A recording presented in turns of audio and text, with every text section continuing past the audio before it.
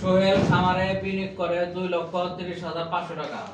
বছর শেষে সেই টাকা বেড়ে দাঁড়ায় কত? 2,38,940 টাকা। তিনি কত হারে মুনাফা পেলেন?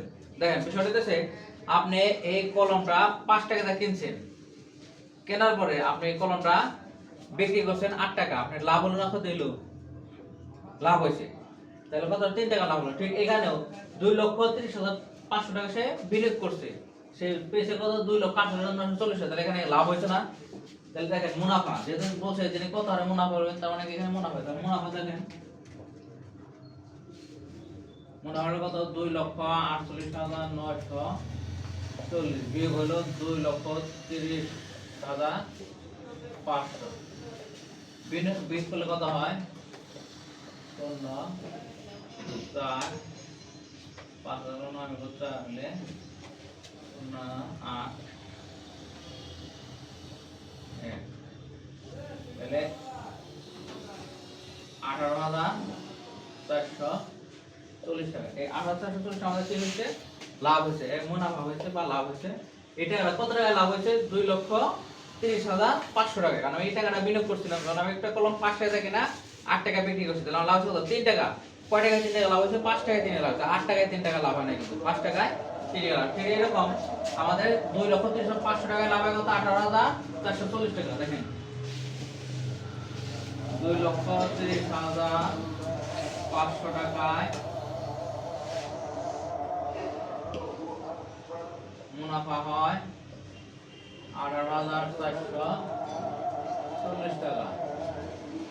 সুতরাং 1 টাকায় মুনাফা হয়, তাহলে কত? কম। কম হলে ভাগ।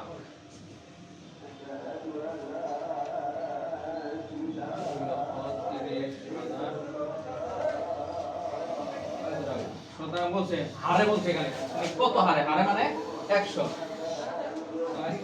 100 টাকায় মুনাফা হয়, তাহলে বেশি হবে 18,440 গুণন 100 নিচে 2,30,500। এখন এই শূন্য এই শূন্য কাটলাম, এই শূন্য শূন্য কেটে দিলাম। এখন আমাদের এটা যেটা ভাগ করা লাগবে, ভাগ করলে কত হয় দেখি। এখানে হলো 18,000, এখানে হলো 2,000। তাহলে আমাদের 9 দিয়ে দিই, বেশি হয়ে যায়। 7 দিয়ে দিয়ে দেখি আমরা কতবার যায়। 8 8 দিয়ে দেখি, 8 8 দিয়ে 16, 8 দিয়ে দেখি। তাহলে দেখি 2 3 0 5, এটা আমরা 8 দিয়ে গুণ করে দেখি হয় কিনা। 5 আর 40 এ 0, হাতে আছে কত? 4। 8 তে 0 গুণ করলে গুণ 0 হয়, তার সাথে 4 যোগ করলে 4। 3 8 24 এ 4, হাতে কত? 2 আর 16 8 2 এ 18। তারপরে 18,440 কত বার ধরে এখানে বাদ দিলে 8 বার, ইকুয়াল টু 8 টাকা। উত্তর 8%। এখানে পার্সেন্ট হওয়ার কারণ হলো, যেহেতু আমরা এখানে 100 দিয়ে করছি, হার চাইছে, এই জন্য আমাদের উত্তরে কি হবে? পার্সেন্ট। উত্তরে যদি আমরা টাকা লিখি তাহলে কিন্তু সমস্যা। ঠিক আছে।